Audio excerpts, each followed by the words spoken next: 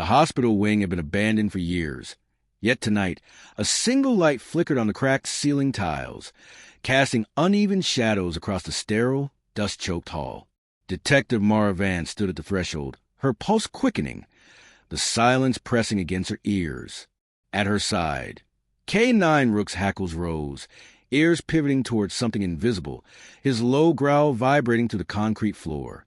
Mara had heard stories, patients who vanished, whispers of unspeakable experiments, but nothing prepared her for what awaited beyond the swinging door. The faint hum of electricity mingled with an almost human moan, and Rook's eyes locked in the darkness, unblinking. Something was there, waiting. Before we begin, if you're drawn to mysteries that linger and twists that gnaw at the mind, you might enjoy following along. You'll want to see where this goes. Mara Vance tightened the strap of her flashlight, the beam cutting through the thick dust that clung to every corner of the old hospital wing. The town of Greywood had long since abandoned this building, leaving it a shell of flickering fluorescent lights, broken gurneys, and a lingering smell of antiseptic that time couldn't quite erase.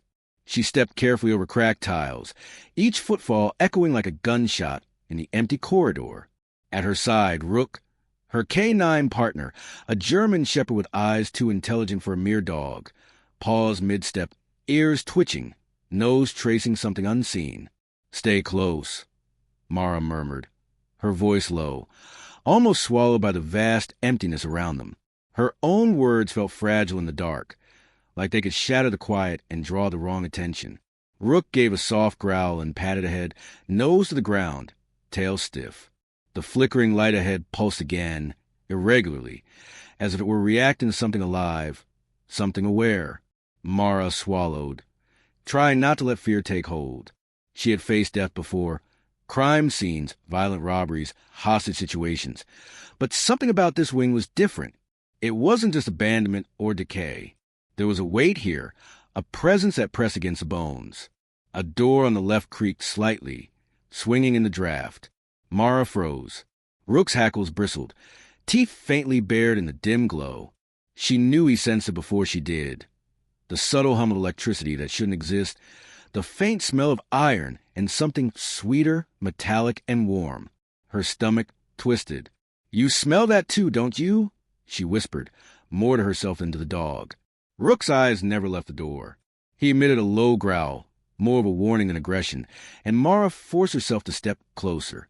Inside, the room was a mess of overturned furniture and shattered glass. Medical charts lay scattered across the floor, their faded ink barely legible. Mara's flashlight caught a smear of something dark along the corner of a counter. She stepped closer, heart hammering. Blood, old, dry, but unmistakable. She could feel the memory of pain lingering in the air, a residue that clung to the skin. Rook moved to the center of the room, growling louder now, his gaze locked on a shadow corner where the flickering light danced across cracked tiles. Mara followed his line of sight and froze. The shadows didn't behave naturally. They seemed to pulse, shift, as if aware of her presence. And then she heard it, a faint whisper. It wasn't loud, and it wasn't a voice she could understand, but it carried a cadence of pain and longing. Her pulse spiked.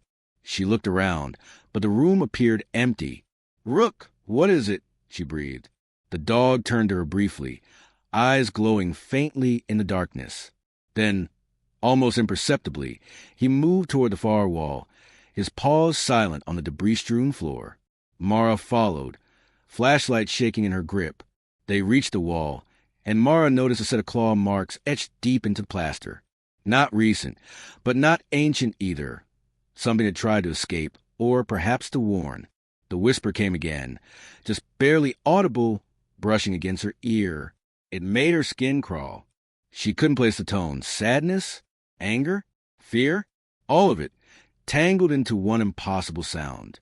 Rook suddenly stiffened and barked sharply, a single, powerful bark that echoed to the corridor. Mara whirled toward the sound, her heart in her throat. But there was nothing, just a flickering light, the broken gurneys, the smell of antiseptic and iron. And then she saw it, a doorway she hadn't noticed before, partially hidden behind a toppled screen. The flickering light came from within. Mara's breath caught. It didn't make sense. She had passed this corridor 3 times already. "Rook, are you seeing this too?" she asked. The dog barked again, then padded toward the doorway, sniffing the air with an intensity that made her uneasy. She followed him into the small room beyond. The flickering light came from an old, ceiling-mounted lamp, its bulb buzzing with inconsistent electricity.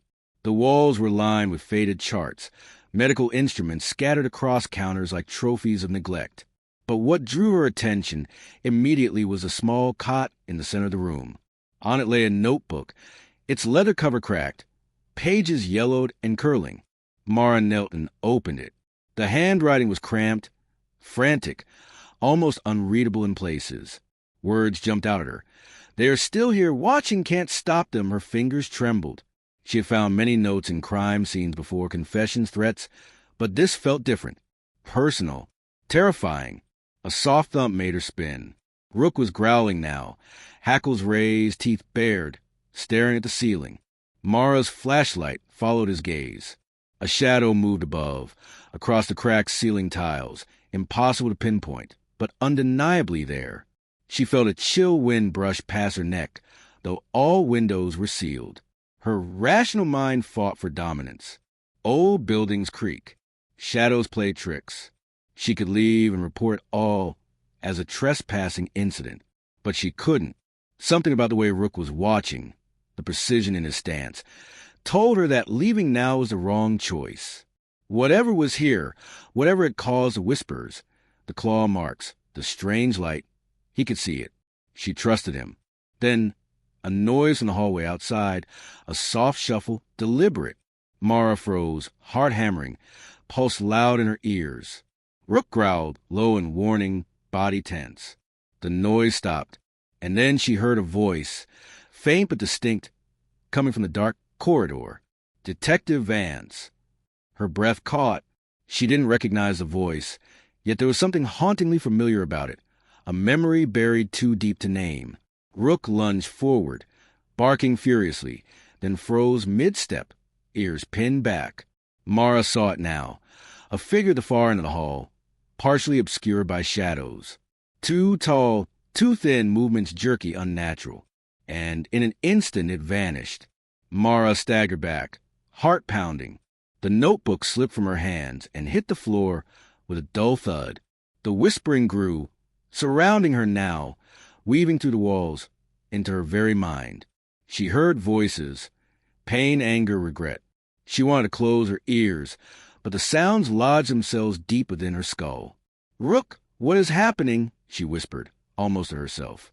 The dog pressed close to her, muzzle brushing her hand, offering the faintest comfort in the midst of terror. He growled again, but it wasn't just a warning anymore. It was a challenge, a call to face whatever had been hidden all these years. Mara swallowed hard. The decision was made for her. She would follow Rook deeper into the wing. She would uncover what had haunted this hospital for decades. And if she didn't survive the night, at least she would know she had tried. The flickering light pulsed once, twice, then stabilized, casting a beam directly down the hall, a corridor that hadn't been there before.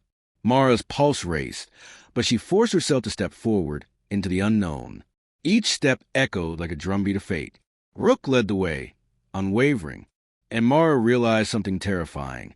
He wasn't just following instinct. He knew where to go, and whatever lay ahead wasn't going to let them leave. The corridor stretched on, longer than it should have been, winding in impossible angles that made Mara's head spin.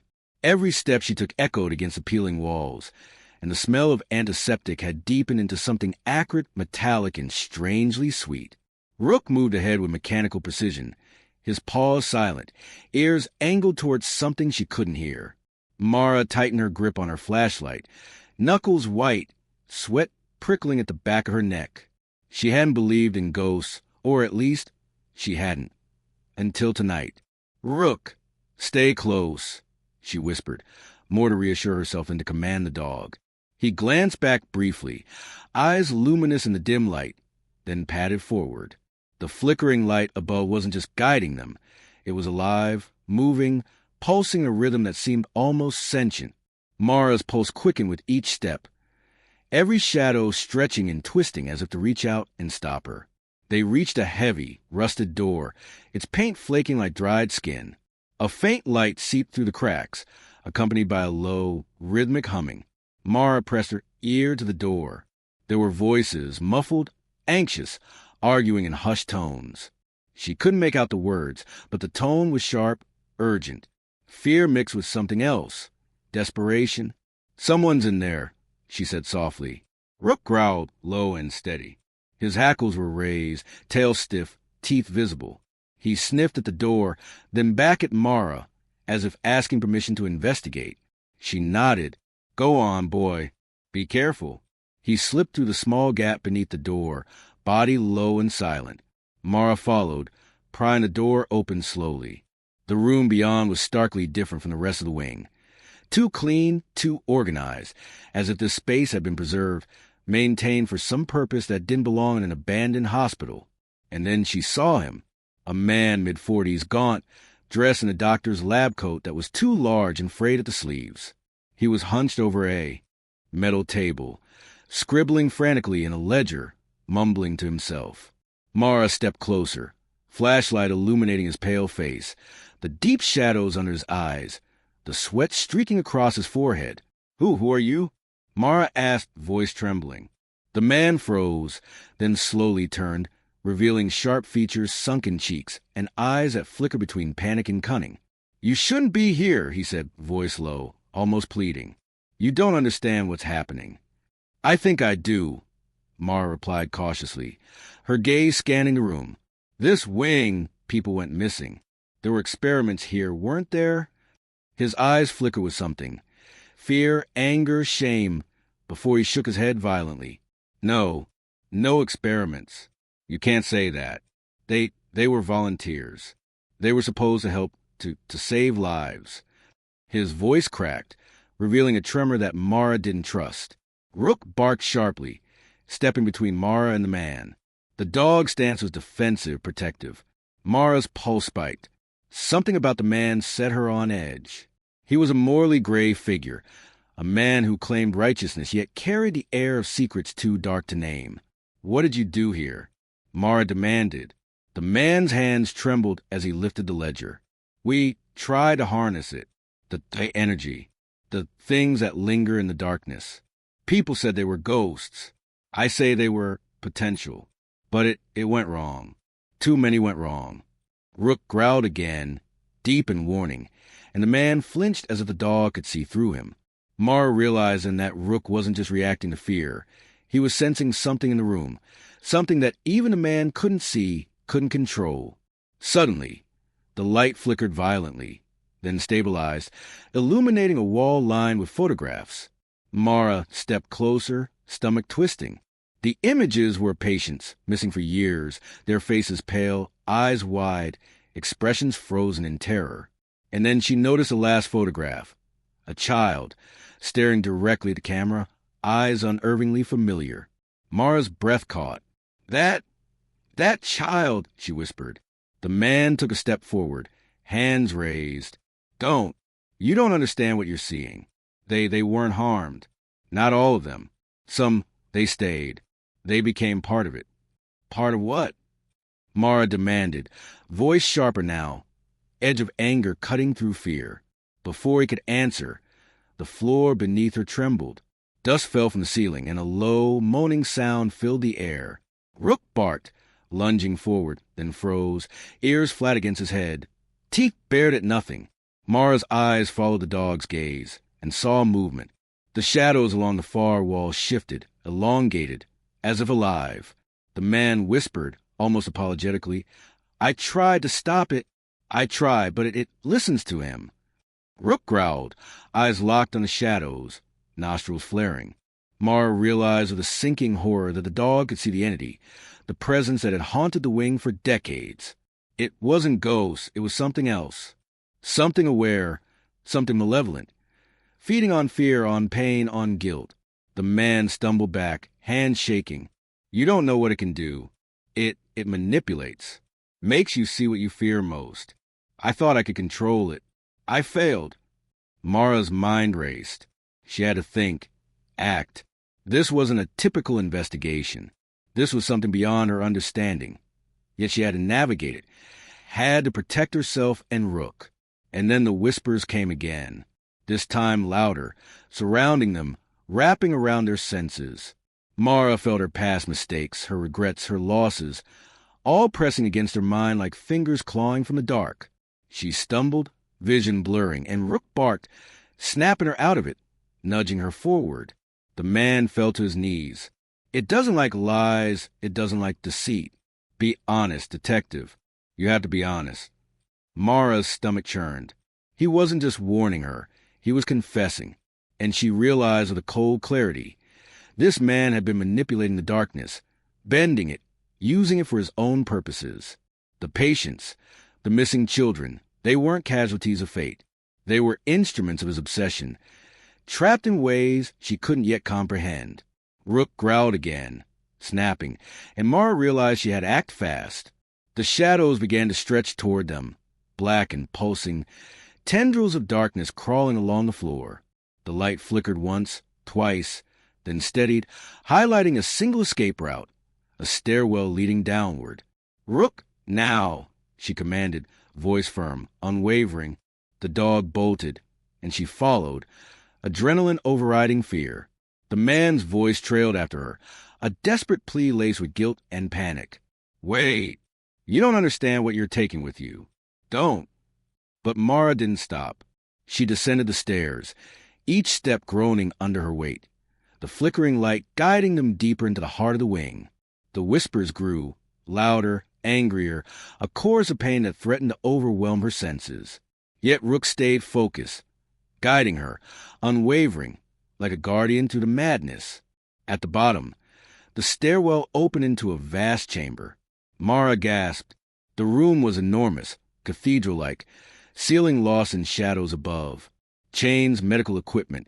Strange devices lined the walls, humming softly with energy she could feel vibrating through the floor. Figures moved in the darkness, elongated, distorted, human but not quite human. Rook barked sharply, running ahead, and Mara realized the truth. This was the epicenter of the darkness, the source of the hospital wing's horror. And the morally gray man upstairs, he had been its keeper, not its master.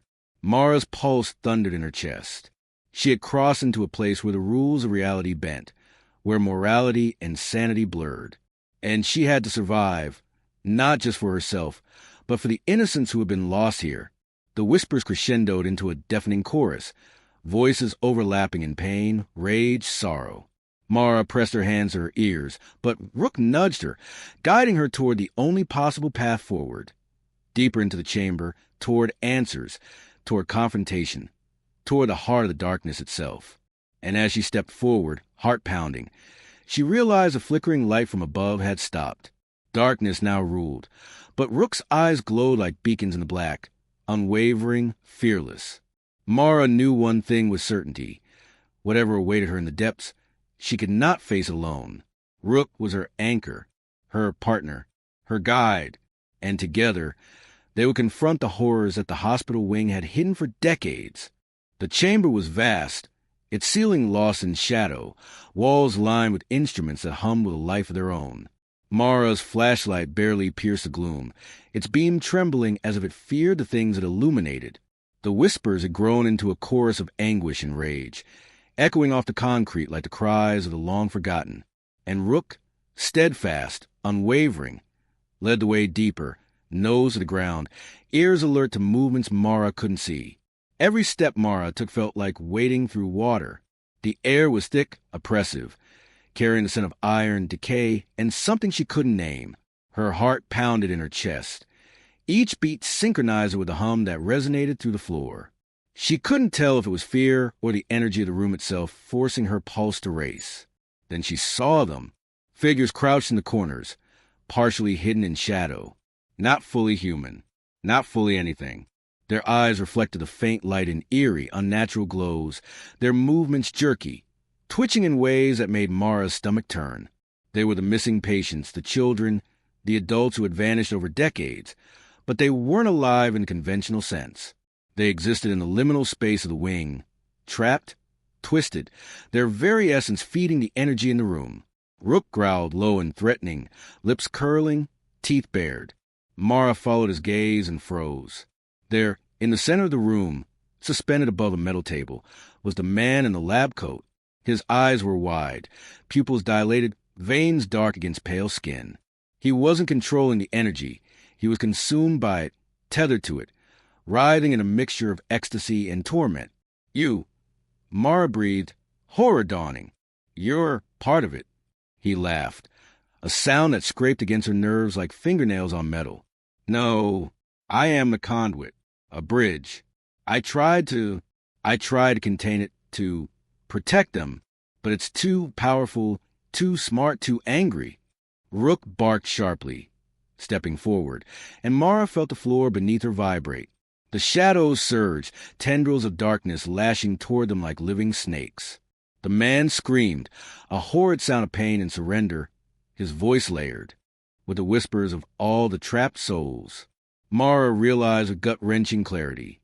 The energy, the darkness, it wasn't evil in conventional sense. It was alive, sentient, feeding on guilt, fear, and unresolved pain, and it had chosen him as its vessel. Mara swallowed, forcing herself to think. There was no turning back. This wasn't just a crime scene. This was a culmination of decades of secrets, mistakes, and horrors. And if she didn't act, no one would leave this wing alive or sane. She grabbed a fallen metal rod, the only weapon within reach. Rook! Stay close, she commanded, voice steady despite the fear curling in her stomach. The dog pressed against her side, unwavering, a silent reassurance in a world that had abandoned all sense of reality. The man's voice changed, shifting from panic to pleading. You don't understand the children, the energy. They're alive. They're alive inside it. If you destroy it, if you sever me, they die. Mara's mind raced. Her moral compass fought against what she knew was necessary. Could she destroy him, sever the connection, knowing innocent lives might be trapped within? But Rook's growl reminded her that innocence alone couldn't survive in a place consumed by power without action. Hesitation would mean death. For all of them. Then, the first tendril of darkness struck toward Mara. She swung the rod instinctively, but it passed through the shadow as if it were smoke. Rook lunged, teeth sinking into the closest tendril, growling ferociously. The shadows hissed, recoiling, and Mara realized the dog wasn't just fighting. They could disrupt it, push it back, if they worked together. Her hands shook as she reached for the man, for the conduit. "Listen to me," she shouted over the cacophony. "I can help you, but you have to let go." He looked at her, eyes wide, pleading. "I can't. I've held them. I've kept them alive." "You're hurting them," Mara screamed. "You're not saving anyone. You're trapping them." Rook barked, snapping at the man's legs, and for a split second, the conduit faltered. The shadows writhed, swirling around him like a storm of living ink, and Mara seized the moment. She lunged, gripping the man, pulling him away from the center of the energy.